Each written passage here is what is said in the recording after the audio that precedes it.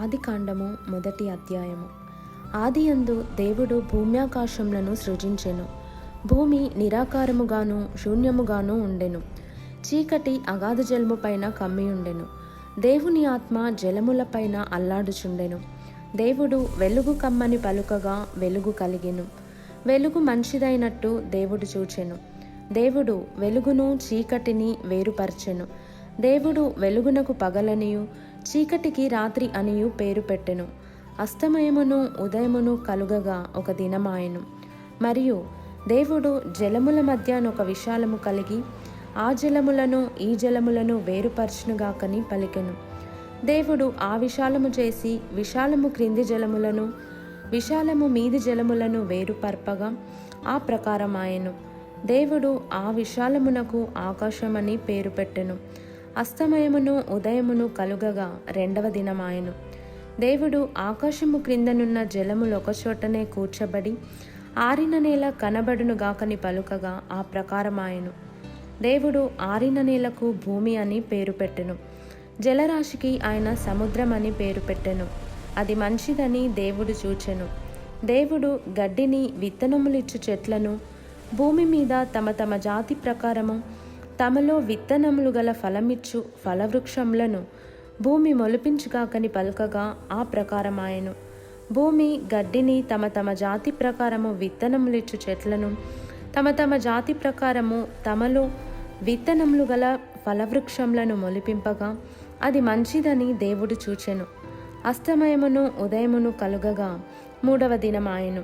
దేవుడు పగటిని రాత్రిని వేరుపరచినట్లు ఆకాశ విశాలమందు జ్యోతులు కలుగునుగాకనియు అవి సూచనలను కాలములను దిన సంవత్సరములను సూచించుటకై ఇండుగాకనియు భూమి మీద వెలుగిచ్చుటకు అవి ఆకాశ విశాలమందు జ్యోతులై యుండుగాకనియు పలికెను.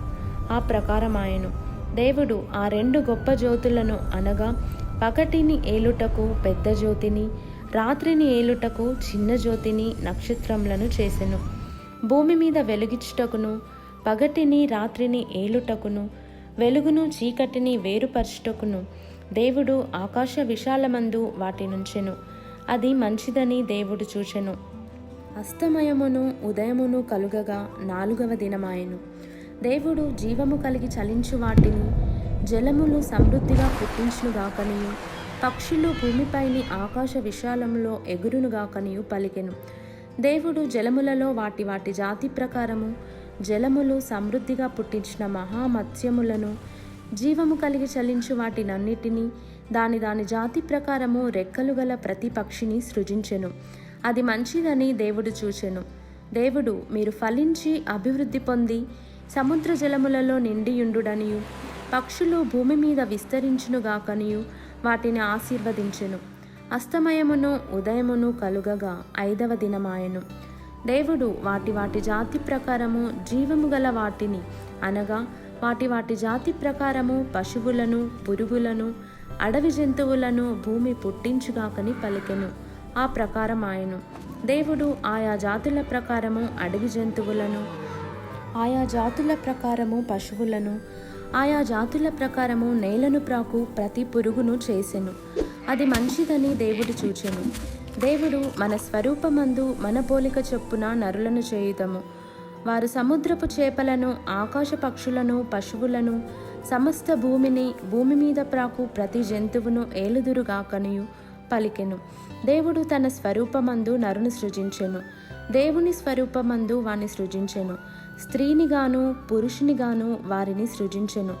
దేవుడు వారిని ఆశీర్వదించెను. ఎట్లనగా మీరు ఫలించి అభివృద్ధి పొంది విస్తరించి భూమిని నిండించి దానిని లోపర్చుకొనుడి. సముద్రపు చేపలను ఆకాశ పక్షులను భూమి మీద ప్రాకు ప్రతి జీవిని ఏలుడని దేవుడు వారితో చెప్పెను. దేవుడు ఇదిగో భూమి మీదనున్న విత్తనములిచ్చు ప్రతి చెట్టును విత్తనములిచ్చు వృక్షఫలము గల ప్రతి వృక్షమును మీకిచ్చి ఉన్నాను. అవి మీకు ఆహారమగును.